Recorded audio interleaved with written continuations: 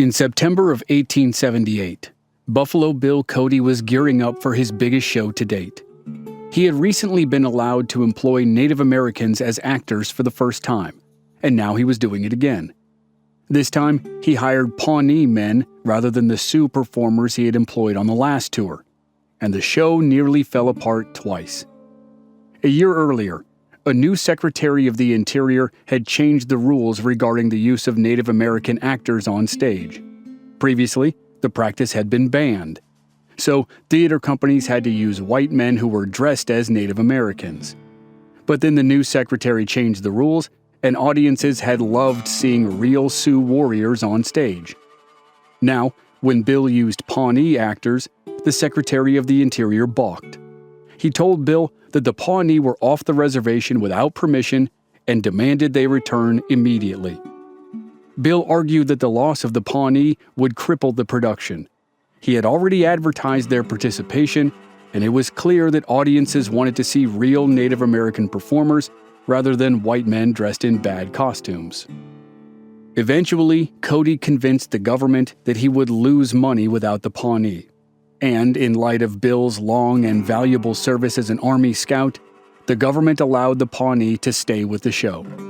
Crisis number 1 was avoided. Crisis number 2 was more serious. The show was touring through the southern part of the United States, but the theaters were nearly empty. An epidemic of yellow fever was sweeping through the region, and the actors refused to continue the tour until Bill agreed to skip the southern cities and head north to Delaware. Bill readily agreed to the demand, and they finished the tour despite the extreme change in schedule. When the tour ended in August of 1879, Bill only paused a month before setting off on his next tour. This tour would last from September of 1879 until May of 1880. Bill was averaging about 8 months per tour, an exhaustive pace for anyone, past or present. And while touring, he managed to write his autobiography, The Life of Honorable William F. Cody, known as Buffalo Bill. Then, a little more than a month after the tour ended, Bill received word that his old friend and first theatrical partner, Texas Jack Omohundro, had died in Leadville, Colorado after a bout of pneumonia. In a life that had seen more than its fair share of loss, this one hit Buffalo Bill particularly hard. Bill, the scout, and Jack, the cowboy, had been best friends from nearly the moment they met in 1869. They had ridden the plains together, hunted together, celebrated the birth of Bill's son and daughter together, mourned the loss of Bill's son together, and celebrated Jack's wedding together. Texas Jack had saved Buffalo Bill's life, both in reality and on the stage. They had created their public personas together, and for each man, the other proved to be the truest and closest friend he would ever have. Buffalo Bill wasn't done acting, but he could feel that something had to change. And while it might have been easy to think that the change would have a negative quality to it, the opposite happened. Bill had a new idea, one that would make him the most famous man on earth.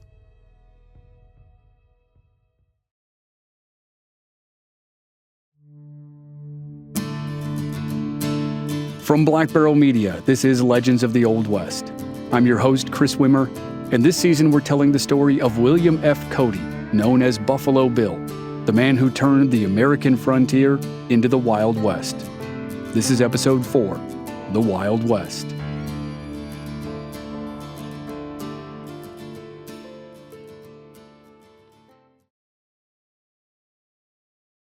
Texas Jack passed away at the end of June 1880.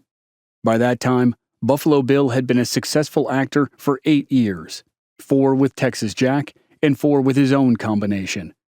But other than Jack, none of Bill's partnerships lasted very long. Bill and Jack had toured with Ned Buntline, but only for 1 season. They toured with Wild Bill Hickok, but only for 7 months.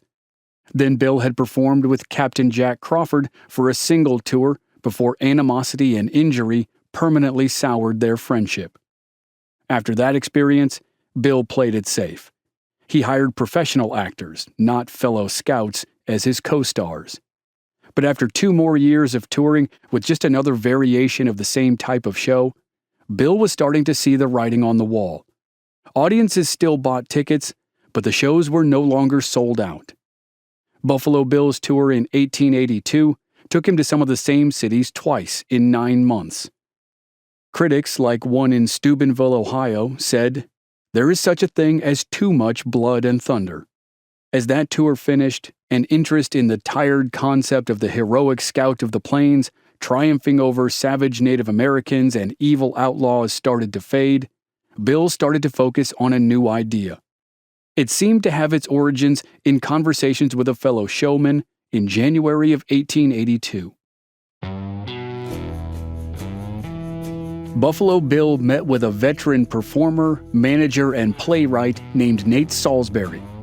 Predictably, both would later claim to have had the initial idea that developed from their meeting.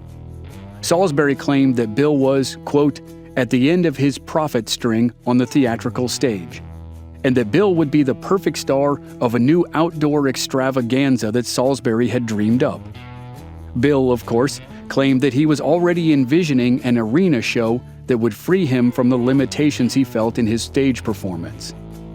With a bigger venue, Bill could add more performers and authentic displays of frontier life. Buffalo Bill and Nate Salisbury couldn't reach an agreement in January of 1882, and Bill finished his latest tour that spring. And in July, the town managers of North Platte asked Bill to plan the festivities for the big Independence Day celebration, which was the perfect trial run for the kind of show Buffalo Bill was envisioning. Bill had learned that the only activities the town had scheduled for the holiday were a couple horse races. He protested, insisting a bigger celebration was in order. Town leaders agreed and nominated Bill as chairman of the event. After 10 years as a stage actor, one thing Buffalo Bill had learned was how to publicize a show. Flyers, posters, and newspaper advertisements were printed. Men, women, and children of all ages were invited to attend what Buffalo Bill called the Old Glory Blowout. A parade was organized, much like the ones that Bill and Texas Jack had done in cities when their dramatic tours arrived. But this one would be much larger, with a full band, a contingent of military veterans, children from North Platte, and a long line of carriages. Anyone who was interested was invited to compete in races, both on horseback and on foot. Bill invited cowboys to put on an exhibition of chasing, lassoing, and riding buffalo and longhorn steers from Texas. It was the first occurrence of 2 American traditions.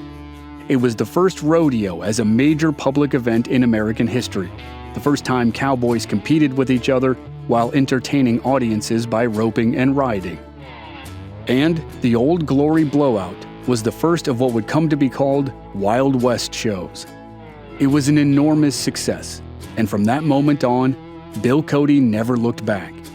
He had been a successful scout and a successful actor, but at the helm of Buffalo Bill Cody's Wild West, he was a bona fide showman. Or as he told one reporter, "I'm not an actor, I'm a star."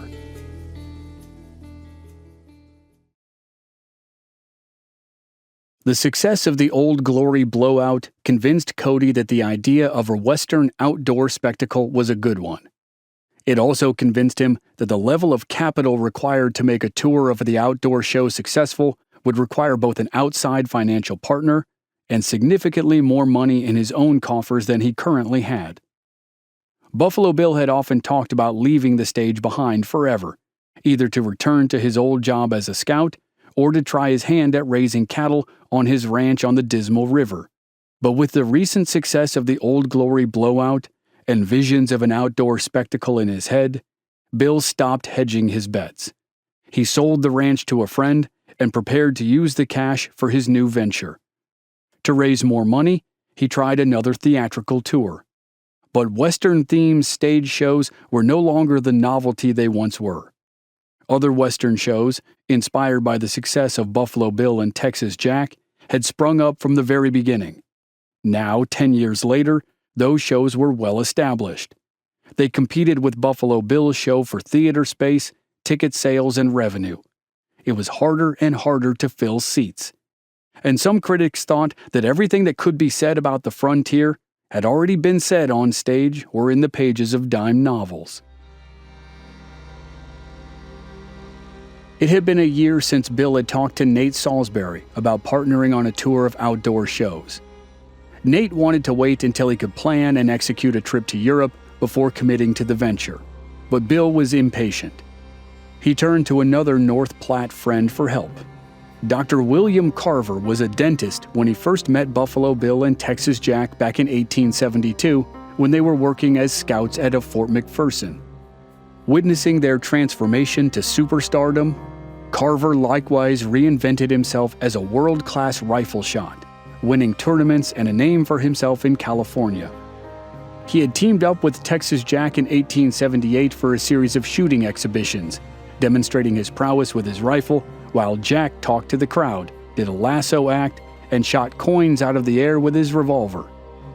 When Bill told Doc about his plans for an outdoor show combining sharpshooting exhibitions, elements of his stage show, and demonstrations of cowboy life, Carver agreed almost immediately. Then Cody went back to Nate Salisbury, and he was shocked when Nate turned down his offer of partnership. Salisbury told Bill that he could not abide Doc Carver and wouldn't join Bill as long as Carver was involved. He considered the man a fraud. And after that rejection, Bill turned to another old friend. John Burke had been Jessipina Morlocky's manager when she joined the Scouts of the Prairie production in December of 1872. When she stuck with the show after Bill and Jack ousted Ned Buntline, Burke stayed too. He was a trained actor, but his relationships with newspaper reporters and theatrical owners all over the country made him a natural promoter. When Buffalo Bill and Texas Jack went their separate ways, Burke went with Jack and Jessipina.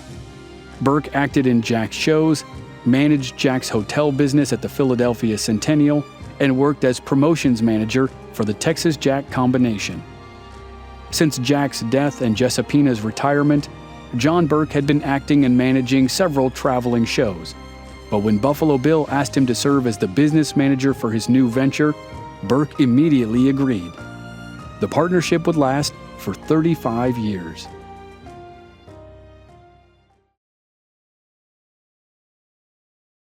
Buffalo Bill and Doc Carver tried to decide on a name for their new entertainment. Carver suggested the Cowboy and Indian combination and the Yellowstone combination. But Bill thought the word combination signified stage shows. Combination was an old term for a traveling theatrical group. So Bill suggested Cody and Carver's Golden West. The men eventually settled on the much more clunky name of Buffalo Bill and Dr. Carver's Wild West, Rocky Mountain, and Prairie Exhibition. Since it would require strong lungs to say the full name in one breath, and it would take up way too much space in a newspaper headline, it was no surprise that journalists called it simply the Wild West from the very beginning.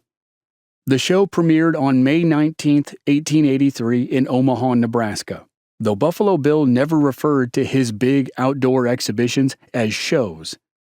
The introductions to the spectacle, written by John Burke and printed in show programs, said that the purpose of the event was to illustrate life on the plains by showing Indian encampments, cowboys, vaqueros, buffalo, elk, stagecoach robberies, feats of marksmanship, and events that were characteristic of the border.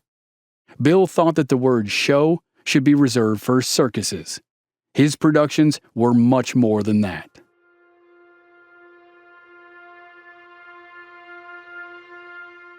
Over the course of the summer, as the Wild West toured through the Midwest and the Northeast, several things became apparent to Buffalo Bill. The first was that the big outdoor exhibitions, with their spectacle and scope, were his future as a showman. The second was that if he wanted the Wild West to be successful, he had to reckon with his relationships. The first relationship that fell apart that summer was with Josh Ogden, who had served as the business manager of Bill's stage show for the past 9 years. The second relationship to suffer under the weight of the Wild West was Bill's marriage to Louisa.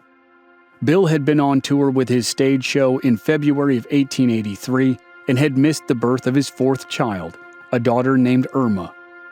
His marriage had always been tumultuous, and his nearly constant touring schedule increased the strain on his relationship. He had sold his North Platte ranch to raise money for his new venture and was infuriated when Louisa refused to allow him to mortgage their North Platte home as well. The two began to discuss divorce. The animosity between them was so deep that neither saw any chance of reconciliation. Then, in October of 1883, while Cody and Carver were playing in Chicago, Bill received an unexpected and urgent message from Louisa summoning him home. It must have felt eerily like the message he had received when his son, Kit Carson Cody, was sick with scarlet fever. His 11-year-old daughter, Ora, was dead. United in their grief for their lost child, Bill and Louisa consoled each other and forgot all talk of divorce under the weight of their shared heartache. But even in his grief, Bill Cody knew that the show must go on. The Wild West production was the way he provided for his family. He had to steel himself to continue performing as Buffalo Bill to adoring audiences, and for the final conflict born of the Wild West.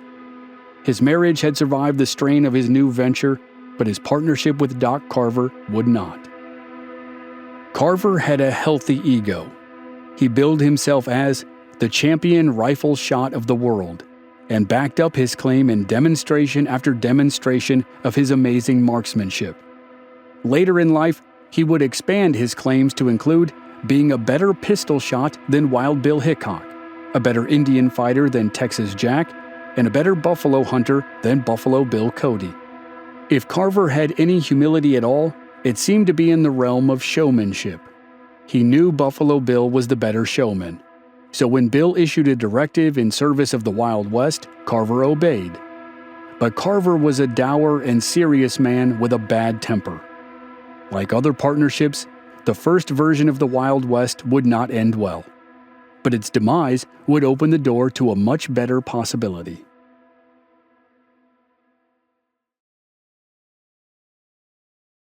The first version of the Wild West was a rocky experience. At one show, after a series of missed targets, Doc Carver slammed the butt of his rifle across his horse's ears and punched an assistant when the guy protested about animal cruelty. Buffalo Bill saw the Wild West as family entertainment, and Carver's outbursts infuriated him. Both men drank lots of alcohol, as did the rest of the all-male cast of cowboys and frontiersmen. A Chicago journalist noted that many of the 5,000 people who turned out to see the Wild West were less than reputable, warning that decent people were likely to avoid the show. Nate Salisbury saw the performance in Chicago and warned Buffalo Bill of imminent failure. He reported, "Cody came to see me and said that if I did not take hold of the show, he was going to quit the whole thing. He said he was through with Doc Carver, and that he would not go through such another summer for $100,000. Luckily for Bill, Nate Salisbury finally agreed to join the production, and it was none too soon. Cody's personal and business relationship with Carver ended with the final show of the first Wild West tour. And, much like his falling out with Captain Jack Crawford 5 years earlier, his feud with Doc Carver would continue for as long as both men lived. Carver immediately started his own Western show, plotted a competing tour, and did his best to draw audiences away from Buffalo Bill's shows. In July of 1885, Bill and his new partner Nate Salisbury initiated a lawsuit against Carver's use of the title Wild West, which Cody claimed to have created. The lawsuit dragged through the summer, but ended with Cody in sole possession of the Wild West name. For all intents and purposes, Doc Carver was done. He desperately sent letters offering to make appearances at any county fair for a paltry fee of $300, while Buffalo Bill launched an empire. With Nate Salisbury by Bill's side as a partner and John Burke in charge of promotions, a new entertainment was born, Buffalo Bill's Wild West. But for all the promise of the general concept, Cody and Salisbury agreed that some changes were in order if the show was going to live up to its potential. Salisbury had spent years in musical theater, and he soon hired a group of musicians who would come to be called Buffalo Bill's Cowboy Band. The Cowboy Band added music to the show, heightening the dramatic tension of the show's biggest scenes, like the finale called Attack on the Settler's Cabin. While a scared white family sheltered inside a cabin in the middle of the arena and Sioux warriors circled menacingly, the Cowboy Band would signal the appearance of Buffalo Bill, leading a band of cowboys to the rescue. Starting in 1885, the Cowboy Band began every appearance of the Wild West with a performance of the Star-Spangled Banner and a salute to the American flag. The Star-Spangled Banner wouldn't become the national anthem for another 46 years, by which point Buffalo Bill's tradition would be deeply ingrained into American entertainment and maintained today at major sporting events nationwide. Nate also approached Bill with a seemingly wild idea. He wanted to do two things at once. He wanted to replace the sharpshooting exhibitions of the great rifleman Doc Carver, and he wanted to bring some much-needed femininity to the production. Nate's idea was embodied in the diminutive Phoebe Ann Moses, who stood just 4 feet 11 inches tall, and was better known by her stage name, Annie Oakley. Annie Oakley had been a natural with a gun since the first moment she picked one up to put food on the table of her twice-widowed mother. Then she made a name for herself as a crack shot as a young teenager. One of the men who bought meat from her arranged for a contest between her and a traveling trick shot artist named Frank Butler.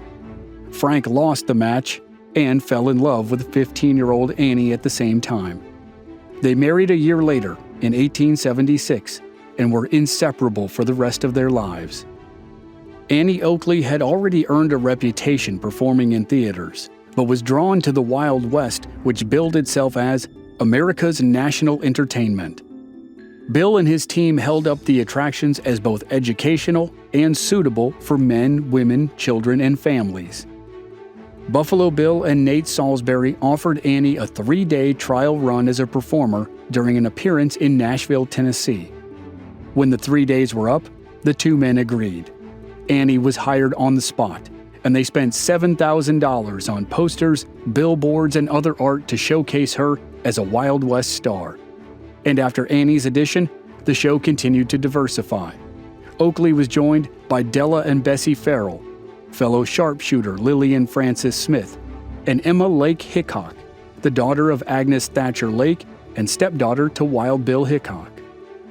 The production was becoming more family-friendly, but Bill knew that the key to success was still action, danger, and excitement.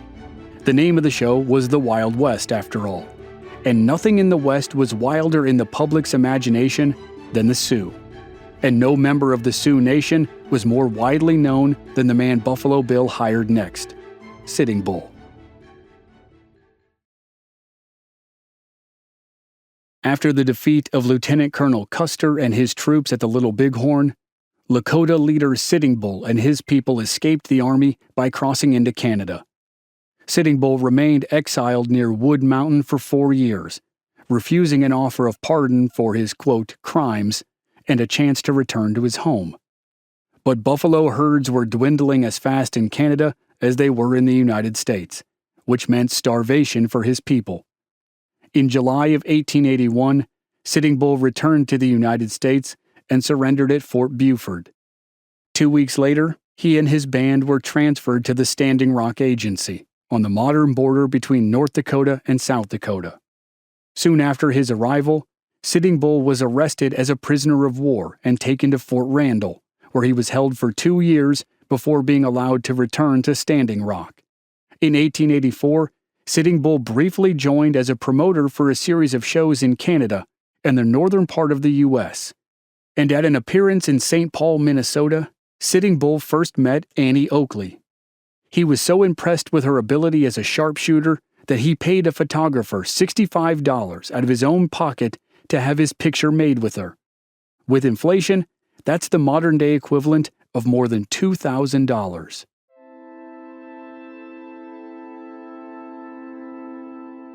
Sitting Bull gave Annie Oakley a Lakota name that translates to Little Sure Shot.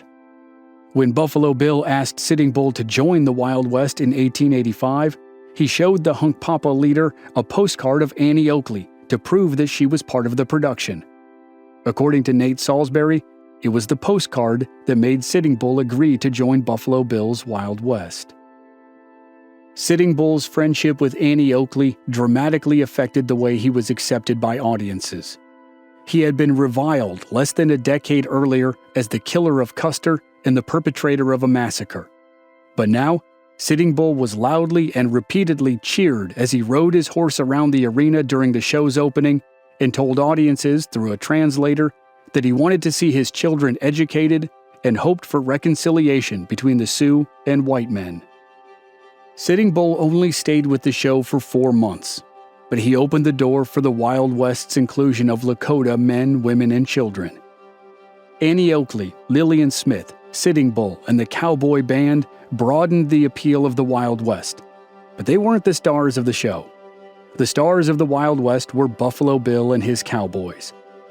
Cowboys had long been viewed by the American public as rough men. They flooded into towns like Dodge City, got wildly drunk, started fights, and shot the place up. For most people, there wasn't much difference between a cattle herder and a cattle rustler. The Wild West drew a line between the two, casting cowboys as, quote, genuine cattle herders of the reputable trade. And the show pitted them against, quote, their greatest foe, the thieving criminal rustler. Show programs included a long piece on the life of the American cowboy that was written by Texas Jack Omohundro. Men like Buck Taylor, who was dubbed the King of the Cowboys in Wild West advertising, rode beside Buffalo Bill in arenas across the country, helping to turn the cowboy from a frontier worker into an American hero. The combination of cowboys, Indians, sharpshooting, and Buffalo Bill himself proved to be powerful. Audiences flocked to arenas wherever the Wild West played, and there was no rest for the weary. Normally, when shows wrapped up in the late summer, all the tents, property, and gear would be sent to winter storage, but not Buffalo Bill's Wild West. When the spectacle ended its tour in September of 1886, Nate Salisbury and Buffalo Bill decided to send everything to New York City for a new production they called The Drama of Civilization. They prepared new artwork and hired more Native Americans, sharpshooters, and cowboys than ever before. Nate and Bill were about to establish the Old West equivalent of a Las Vegas residency for modern musicians. Buffalo Bill's Wild West would perform at Madison Square Garden for the whole winter.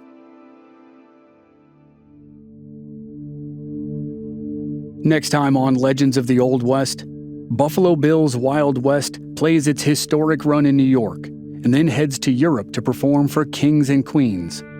But back home, all is not well. New tensions rise between Native American nations and the Sioux government, and they explode into violence with the murder of Sitting Bull and the massacre at Wounded Knee. That's next week on Legends of the Old West. Members of our Black Barrel Plus program don't have to wait week to week to receive new episodes. They receive the entire series to binge all at once with no commercials, and they also receive exclusive bonus episodes.